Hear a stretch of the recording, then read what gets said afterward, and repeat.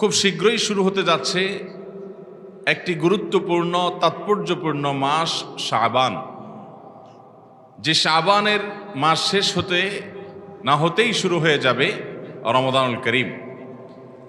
শাবান মাস সম্পর্কে আমাদের কিছু কথা জানার আছে, কিছু কাজ করার আছে। ওসামা ইবনে যায়েদ রাদিয়াল্লাহু তাআলা আনহু নবী করিম সাল্লাল্লাহু আলাইহি সাল্লামের অত্যন্ত আদরের, অত্যন্ত স্নেহের একজন বয়সে ছোট সাহাবী ছিলেন। ওসামা ইবনে যায়েদ রাদিয়াল্লাহু তাআলা আনহু বলেন, সাআলতু রাসূলুল্লাহি সাল্লাল্লাহু আলাইহি ওয়াসাল্লাম, আমি নবী সাল্লাল্লাহু আলাইহি সাল্লামকে জিজ্ঞাসা করলাম, ইয়া রাসূলুল্লাহ, লাম আরাকা তাসুমু শাহরাম মিনাশ শুহুরি মা তাসুমু শাবান, আপনাকে অন্য কোনো মাসে আমি এত বেশি নফল রোজা রাখতে দেখি না যত বেশি নফল রোজা আপনি শাবান মাসে রাখেন, এর কারণটা কি? তখন নবী করিম সাল্লাল্লাহু আলাইহি সাল্লাম বলেছেন, যাকা শাহরুন ইয়াগফুলুন নাসু বাইনা রজব ওয়া রমাদান ওয়া হুয়া শাহরুন তুরফাউ ফীহিল আমালু ইলা রাব্বিল আলামিন ফাউহিব্বু আন ইউরফা আমালি ওয়া আনা সাইম। অর্থাৎ দুটি কারণে এই মাসে আমি বেশি নফল রোজা রাখি। তার একটি হলো সম্মানিত 4টি মাসের একটি হলো রজব, আবার রমাদান হলো বছরের সবচেয়ে শ্রেষ্ঠ মাস। তো শাবানের একদিকে আছে বছরের শ্রেষ্ঠ মাস, আর অপর দিকে আছে সম্মানিত 4 মাসের এক মাস। সম্মানিত মাস হওয়ার কারণে রজবের প্রতি ইমানদারদের বিশেষ গুরুত্ব থাকে, খেয়াল থাকে, যত্ন থাকে। সেই মাসটিকে গুনাহমুক্তভাবে কাটাবার চেষ্টা ইমানদার করে, কারণ আল্লাহ কোরআনে বলেছেন, ফালা তাজলিমু ফিহিন্না আনফুসাকুম, সম্মানিত মাসগুলোতে নিজের প্রতি নিজের অবিচার করবে না। তো রজব মাসের প্রতি মানুষের বিশেষ কেয়ার এবং যত্ন নেয় ইমানদাররা। আবার রমাদান মাস তো বছরের শ্রেষ্ঠ মাস, আমলের মাস, আমলের ভরা বসন্ত, অতএব ওই মাসে তো মানুষ সাধ্য অনুযায়ী ইবাদত নেকামল করার চেষ্টা করেই। দুটি গুরুত্বপূর্ণ মাসের মধ্যবর্তী এই মাসটিতে মানুষ সাধারণত গাফেল থাকে, অর্থাৎ বিশেষ কোনো যত্ন অনেকে নেয় না, কারণ এটা না সম্মানিত মাস, না এটা সাইয়্যিদুশ শুহুর রমজান মাস। তো এই জন্য এই সময়টাতে আমি বিশেষভাবে ইবাদত বন্দেগীতে মগ্ন হই, বিশেষ করে নফল রোজাতে। কারণ যেই সময়টাতে কেউ ইবাদত বন্দেগী করে না, অবহেলা করে, উদাসীন থাকে, সেই সময়টাতে ইবাদতের গুরুত্ব, তাৎপর্য, ফজিলত অন্য সাধারণ সময় যখন সবাই করে তার চাইতে কোনো কোনো দিক থেকে অনেক বেশি। এই জন্য এই টাইমটাতে আমি নফল রোজা বেশি রাখার চেষ্টা করি। এ হাদিসের আলোকে আমরা এই কথাও জানতে পারলাম যে আমলটা মানুষ সাধারণত করে না, ওই আমলটা যদি আপনি করেন, যে সময়টাতে মানুষ ইবাদত বন্দেগীর ব্যাপারে তেমন মনোযোগ দেয় না, সে আমলটাতে, সেই সময়টাতে যদি আপনি ইবাদত বন্দেগীতে মনোযোগ দেন, তখন তার বিশেষ তাৎপর্য আছে, বিশেষ গুরুত্ব আছে, বিশেষ মর্যাদা আছে। ধরুন ভোর রাতের সময়টা মানুষ ঘুমিয়ে থাকে, গাফলতিতে, উদাসীনতায়, অবহেলায় মানুষ শুয়ে থাকে। ওই সময়টাতে যদি কেউ উঠে তাহাজ্জুদের নামাজ পড়ে, আল্লাহর কাছে দোয়া করে, রোনাজারি করে, ইবাদত বন্দেগী করে, জিকির আজকার করে, কোরআনে কারীমের তিলাওয়াত করে, তাহলে তার মর্যাদা আল্লাহ তাআলার কাছে অন্য অনেকের চাইতে বেশি হয়। কারণ সবাই যখন উদাস, তিনি তখন ইবাদত বন্দেগীতে মগ্ন এবং ইবাদত বন্দেগীর প্রতি আগ্রহী। ঠিক একইভাবে একজন সম্মানিত মানুষকে সবাই সালাম দেয়, একজন রিকশাওয়ালা, দিনমজুর, খেটে খাওয়া মানুষ, গরিব অভাবী মানুষ, কিংবা একজন এমন মানুষ যাকে কেউ সচরাচর সালাম দেয় না, ইজ্জত সম্মান করে না, তিনি হয়তো অশিক্ষিত, সাধারণ গরিব কোনো মানুষ, যেহেতু কেউ তাকে সালাম দেয় না, এই জন্য আপনি রিকশাওয়ালাকে নেমেই বা উঠার আগে সুন্দর করে সালাম দিলেন, হাত মিলালেন, তার সাথে অভিবাদন করলেন, মুস্কি হেসে কথা বললেন। সবাই যেহেতু তার ব্যাপারে অবহেলা করে, আপনি একজন মুসলমান হিসেবে ওই অবহেলার জায়গাটাতে বিশেষভাবে যত্ন নিলেন, তাহলে আল্লাহর কাছে আপনার মর্যাদা অনেক বাড়বে।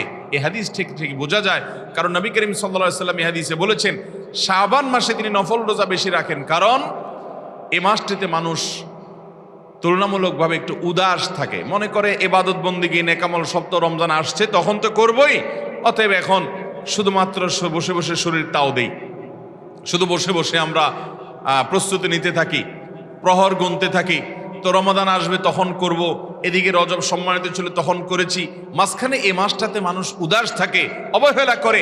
এই জন্য নবী সাল্লাল্লাহু আলাইহি সাল্লাম বলেছেন ওই অবহেলার সময়ের কারণে এই মাসে আমি নফল রোজা বেশি করে রাখি। এটা হলো এই মাসে অর্থাৎ শাবান মাসে নবী সাল্লাল্লাহু আলাইহি সাল্লামের অধিক হারে বেশি বেশি নফল রোজা রাখার প্রথম কারণ। দ্বিতীয় কারণ সম্পর্কে নবী সাল্লাল্লাহু আলাইহি সাল্লাম বলেছেন যে ওয়াহুয়া শাহরুন তুরফাউ ফীহিল আমালু ইলা রাব্বিল আলামিন, শাবান এমন একটি মাস যে মাসে বান্দার সারা বছরের আমল নামা আল্লাহর কাছে ফেরেশতারা পেশ করে থাকেন, নিবেদন করে থাকেন, উপস্থাপন করে থাকেন। ফাউহিব্বু আন ইউরফা আমালি ওয়া আনা সাইম, তো আমি চাই আমার আমল পেশ করা হবে যখন আল্লাহর কাছে, তখন যেন আমি রোজাদার থাকি, আমি যেন ইবাদতে মগ্ন থাকি, ওই অবস্থায় যেন আমার আমল নামা আল্লাহর কাছে পেশ হয়, এটা আমি চাই। সেজন্য আমি এই মাসটাতে বেশি বেশি নফল রোজা রাখি। একজন কর্মচারী, তিনি তার মালিকের কোনো প্রতিষ্ঠানে কাজ করেন, এই মালিক যখন অনুপস্থিত তখন তিনি কাজ করেন, খুব মনোযোগ দিয়ে কাজ করেন, কিন্তু হঠাৎ মালিক এসেছেন, ওই অবস্থায় তিনি খুব সিরিয়াস মোডে কাজ করছেন। এটা যদি তিনি জানতে পারেন যে আমার সিরিয়াস মোডে কাজ করাটা মালিক দেখেছে, তখন তার কাছে ভালো লাগে যে আমি এমনিতেই তো কাজ করি, তো আজকে আমার মালিক আসার পর তার ইনভেস্টিগেশন চলার সময় আমি খুব সিরিয়াস মোডে কাজ করছিলাম, তাহলে তো আমার ব্যাপারে রিপোর্ট ভালো হবে, নিশ্চয়ই একজন কর্মচারীর কাছে সেটা ভালো লাগবে। ঠিক একইভাবে নবীজি সাল্লাল্লাহু আলাইহি সাল্লাম বলেছেন সারা বছরে আমরা যত কাজ করি, ভালো হোক আর মন্দ হোক, আল্লাহর ফেরেশতারা সেটা আল্লাহর কাছে নিবেদন করে থাকেন শাবান মাসে। যেহেতু এই মাসটিতে সারা বছরের নেকামলগুলো, বেকামল, বদামল সকল কার্যক্রম আল্লাহর কাছে নিবেদন করেন ফেরেশতারা, এই জন্য নবীজি বলেছেন ফাউহিব্বু আন ইউরফা আমালি ওয়া আনা সাইম, আমি চাই আমার আমল নামা যখন ফেরেশতারা আল্লাহর কাছে জমা দিচ্ছেন সারা বছরেরটা একসাথে, তখন আমি যদি রোজাদার থাকি আমার ভালো লাগবে, যেহেতু আমার ইবাদতরত অবস্থায় আল্লাহ যখন আমার আমল দেখবেন, ওই অবস্থা দেখবেন যে আমি রোজা আছি, তো আমার প্রতি একটু সদয় হবেন, আমার প্রতি একটু রহম হবেন, রহম করবেন। এ আশে আমি চাই যে আমার আমল নামা আল্লাহ যখন দেখবেন তখন আমি রোজাদার থাকি। এই জন্য এই মাসটাতে আমি বেশি বেশি নফল রোজা রাখি, এটা নবী সাল্লাল্লাহু আলাইহি সাল্লাম বলেছেন। মোহতারাম হাজরিন, তাহলে শাবান মাসে আমাদের প্রিয় নবী সাল্লাল্লাহু আলাইহি ওয়াসাল্লাম সবচেয়ে বেশি নফল রোজা রাখতেন, প্রচুর পরিমাণে নফল রোজা রাখতেন, অনেক বেশি পরিমাণে নফল রোজা রাখতেন, এবং এই নফল রোজা রাখার দুটা কারণে তিনি উল্লেখ করেছেন। এখানে কেউ প্রশ্ন করতে পারেন, বান্দার আমল আমরা জানি সোমবার বৃহস্পতিবারে আল্লাহ তাআলার কাছে উপস্থাপিত হয়, কারণ সোমবার এবং বৃহস্পতিবারে নবী সাল্লাল্লাহু আলাইহি সাল্লাম রোজা রাখতেন। জিজ্ঞাসা করা হলো যে হে আল্লাহ রসুল, আপনি এই দুই দিনে রোজা রাখার কারণ কি? তখন তিনি বলেছেন এই দুই দিনে রোজা রাখি এই জন্য যে এই দুই দিনে আমার আমল নামা আল্লাহর কাছে পেশ করা হয়, ফেরেশতারা পেশ করে থাকেন। এখন প্রশ্ন হলো, এক হাদিস থেকে আমরা জানি সোমবার বৃহস্পতিবার আমল নামা আল্লাহর কাছে পেশ করা হয়, আবার ওসামা ইবনে যায়েদের এই হাদিস থেকে জানলাম আমরা যে বান্দার আমল নামা পেশ করা হয় শাবান মাসে। তাহলে দুই হাদিসে দুই রকম হয়ে গেল, বাস্তবে কোনটা সঠিক? এর উত্তর হলো দুটোটাই সঠিক। আল্লাহ রাব্বুল আলামিন বান্দার সমস্ত আমল নামাগুলো ফেরেশতাদের মাধ্যমে হাজির করেন এবং দেখেন, ফেরেশতারা আল্লাহর কাছে বান্দার আমল নামা হাজির করে, বান্দা ভালো বা মন্দ যাই করুক না কেন আল্লাহর ফেরেশতারা তা নিবেদন করেন, আল্লাহর সামনে উপস্থাপন করেন, প্রেজেন্ট করেন, পেশ করেন। সেটা তিনটা ধাপে হয়ে থাকে। কয় ধাপে হয়? তিন ধাপে। একটা হয় প্রাত্যহিক, প্রতিদিন। বিভিন্ন হাদিস থেকে বোঝা যায় আল্লাহর কিছু ফেরেশতারা সকালে জমিনে নেমে, পৃথিবীতে যখন যেখানে সকাল হয় তখন জমিনে নেমে পৃথিবীতে এসে মানুষের কার্যক্রমগুলো সব লিপিবদ্ধ করেন সারাদিন। সন্ধ্যা পর্যন্ত তারা প্রতিটা মানুষের কর্মকাণ্ড সমূহ লিপিবদ্ধ করার পর এই ফেরেশতার দল সবাই উপরে চলে যায় এবং আরেক দল সন্ধ্যায় আসে, তারা রাতের হিসাব নিকাশ করে, বান্দার সমস্ত আমলনামাগুলো লেখে। এই ফেরেশতারা যখন আল্লাহর কাছে যায় তখন আল্লাহ জিজ্ঞাসা করেন আমার বান্দাকে কি অবস্থায় দেখে এসেছো? তখন তারা রিপোর্ট দেয় যে আল্লাহ এই অবস্থায় তাকে দেখে এসেছে, অর্থাৎ সে ইবাদত বন্দেগী করছে কিংবা কোনো গুনাহে লিপ্ত কিংবা সে অবহেলা করছে। আল্লাহর কাছে বান্দার রিপোর্ট তারা পেশ করে থাকে। তো এই হাদিস থেকে বোঝা যায় প্রতিদিন সকাল এবং সন্ধ্যায় দুইবার প্রাত্যহিক বান্দার আমল নামা আল্লাহর কাছে পেশ করা হয়। এটা হলো প্রতিদিনের রিপোর্ট, ডেইলি রিপোর্ট। আরেকটা হলো উইকলি রিপোর্ট, সাপ্তাহিক রিপোর্ট, সেটা হলো সোমবার এবং বৃহস্পতিবার 2 বার প্রতি সপ্তাহেরটা নিবেদন করা হয়। আরেকটি হলো ইয়ারলি রিপোর্ট, বান্দার সারা বছরের আমল, সারা বছরের কর্মকাণ্ড এবং কার্যক্রম, এটা আল্লাহ রাব্বুল আলামিনের কাছে উপস্থাপন করা হয়, নিবেদন করা হয়, পেশ করা হয় শাবান মাসে। মোহতারাম হাজিরিন, এখান থেকে বোঝা গেল এই সকাল সন্ধ্যার সময়, সোমবার বৃহস্পতিবার এবং শাবান মাস, এই সময়গুলোকে আমাদেরকে বিশেষভাবে যত্ন নিতে হবে এবং এই সময়গুলোতে ইবাদত বন্দেগী, জিকির আজকার এবং আল্লাহর দিকে মনোনিবেশ করতে হবে। আল্লাহ আমাদেরকে সে তৌফিক দান করুন। তাহলে শাবান মাসের গুরুত্বপূর্ণ আমলের কথা আমরা জানলাম যে এই মাসে আমাদের প্রিয় নবী সাল্লাল্লাহু আলাইহি ওয়াসাল্লাম অধিক পরিমাণে রোজা রাখতেন। কত বেশি পরিমাণ রোজা রাখতেন? আয়েশা রাদিয়াল্লাহু তাআলা আনহা বলেছেন, মা রাআইতু রাসূলুল্লাহি সাল্লাল্লাহু আলাইহি ওয়াসাল্লাম ইস্তাকমালা সিয়ামা শাহরিন ইল্লা রমাদান। আমি প্রিয় নবী সাল্লাল্লাহু আলাইহি ওয়াসাল্লামকে সারা মাস রোজা রাখতে কখনো দেখি নাই রমজান ছাড়া। তার মানে রমজানেই প্রিয় নবী সাল্লাল্লাহু আলাইহি ওয়াসাল্লাম গোটা মাস রোজা রাখতেন, একদিনও বাদ দিতেন না। পুরা মাসের আদ্যপান্ত শুরু থেকে শেষ পর্যন্ত পুরো মাস ধরে রোজা রাখতেন নবী সাল্লাল্লাহু আলাইহি ওয়াসাল্লাম। শুধুমাত্র কোন মাসে? রমজান মাসে। ওমা রাআইতুহু আকসারা সিয়ামা মিনহু ইল্লা ফি শাবান। আর নবী করিম সাল্লাল্লাহু আলাইহি ওয়াসাল্লামকে পরিমাণে গোটা মাসের বেশিরভাগ দিন রোজা রাখতে দেখেছি শুধুমাত্র শাবান মাসে। অন্য এক বর্ণনায় আসছে, আম্মা জানা আয়েশা বলেছেন, কানা ইয়াসুমু শাবানা ইল্লা কালিলা। নবীজি সাল্লাল্লাহু আলাইহি ওয়াসাল্লাম গোটা শাবান ধরে রোজা রাখতেন, শুধু কিছুদিন শাবানের কয়েকটা দিন শেষের দিনগুলো বাদ দিতেন, এছাড়া গোটা শাবান জুড়ে নবী সাল্লাল্লাহু আলাইহি ওয়াসাল্লাম রোজা রাখতেন। তাহলে মুহতারাম হাজিরিন, শাবান মাসের সবচেয়ে গুরুত্বপূর্ণ আমল আমরা জানলাম, এই মাসে বেশি বেশি নফল রোজা রাখতে হবে। আরেকটা হাদিসও আছে সহিহ মুসলিমের, নবী সাল্লাল্লাহু আলাইহি ওয়াসাল্লাম বলেছেন, আফদালুস সিয়ামি বা'দা রমাদান শাহরুল্লাহিল মুহাররম। রমাদানের পরে আল্লাহ রাব্বুল আলামিনের কাছে সবচেয়ে শ্রেষ্ঠ রোজা এবং সিয়াম হলো মুহাররম মাসের সিয়াম। এখন কেউ জিজ্ঞাসা করতে পারেন, প্রশ্ন তুলতে পারেন যে আমরা একদিকে দেখছি নবীজি সাল্লাল্লাহু আলাইহি ওয়াসাল্লাম শাবান মাসে বেশি বেশি নফল রোজা রাখতেন সবচেয়ে বেশি, আবার অপর দিকে দেখি রমাদানের পরে নফল রোজার জন্য সবচেয়ে শ্রেষ্ঠ মাস মুহাররম। তাহলে দুইটা তো কন্ট্রাডিক্টরি মনে হচ্ছে বাহ্যিকভাবে। তো এর উত্তর হলো, অনেক উলামায়ে কেরাম বলেছেন মূলত মুহাররম মাসে নফল রোজাটা হলো সবচেয়ে বেশি গুরুত্বপূর্ণ, এরপরে শাবান মাস। নবী সাল্লাল্লাহু আলাইহি ওয়াসাল্লাম এই মাসে সবচেয়ে বেশি নফল রোজা রাখতেন, যে এই মাসের পরে তিনি আর মুহাররমের ফজিলত বলেছেন, কিন্তু সেটার উপর আমলের সুযোগ হয়তো পান নাই, সেজন্য আসলে তানহার সে হাদিস আমাদের কাছে বর্ণিত হয় নাই। বাকি এই দুটো হাদিসকে সামনে রাখলে বোঝা যায় রমাদানের পরে নফল রোজার জন্য শ্রেষ্ঠ মাস হলো শাবান এবং মুহাররম। আমাদের সমাজে অনেক মানুষ আছেন গোটা শাবান জুড়ে একটা নফল রোজাও রাখা হয় না। নফল রোজা আমাদের রাখা উচিত। এই রোজা রাখার একটা বিশেষ রহস্য, বিশেষ কারণ হলো ওয়ার্ম আপ করা, রিহার্সেল করা, প্রস্তুতি নেওয়া। কারণ হঠাৎ করে যদি আপনি রমজান মাসে রোজা শুরু করে দেন, অনেকে দেখা যায় বছরে কয়েক মাস বা গোটা 11 মাস ধরে তিনি নফল রোজাও রাখেন নাই। তো গত বছর রমজানের রোজা রাখছেন আর এই বছর রাখবেন, হঠাৎ করে রমজান শুরু হয়ে গেছে, তার জন্য রোজা রাখাটা কষ্টকর হয়ে যাচ্ছে। তো এরকম অসুস্থ হয়ে যায় অনেকে, সেটা যেন না হয় এই জন্য হয়তো নবী সাল্লাল্লাহু আলাইহি ওয়াসাল্লাম শাবান মাসে রোজা রাখার অভ্যাস গড়ে তোলার জন্য আমাদেরকে উৎসাহ দিয়েছেন। এই জন্য শাবান মাসে আমরা নফল রোজা রাখার চেষ্টা করবো তো ইনশাআল্লাহ। আল্লাহ আমাদেরকে তৌফিক দান করুন। নবী করিম সাল্লাল্লাহু আলাইহি ওয়াসাল্লামের এই সুন্নাহ আমাদের সমাজে খুব একটা আমল হয় না। এই সুন্নাহটা অনেকটা পরিত্যক্ত বলা যেতে পারে। আমরা ইনশাআল্লাহ বিইذনিল্লাহ শাবান মাসে নফল রোজা অধিক পরিমাণে রাখা, বেশি বেশি রাখা, সম্ভব হলে শাবান মাসের বেশিরভাগ দিন 15-20 দিন পর্যন্ত বা আরো বেশি আমরা রোজা রাখার চেষ্টা করব। আল্লাহ আমাদের সবাইকে তৌফিক দান করুন। শাবান মাসে রোজার ক্ষেত্রে একটা বিশেষ বিষয় লক্ষ্য রাখতে হবে, তা হলো শাবান মাসের একেবারে শেষের দিন রোজা রাখা, যেটাকে ইয়াউমুশ শাক বলা হয়। এই দিনে রোজা রাখার ব্যাপারে হাদিসে নিষেধাজ্ঞা আছে, অনুচিত। ফুকাহায়ে কেরাম সেই দিনে রোজা রাখাকে মাকরুহ বলেছেন।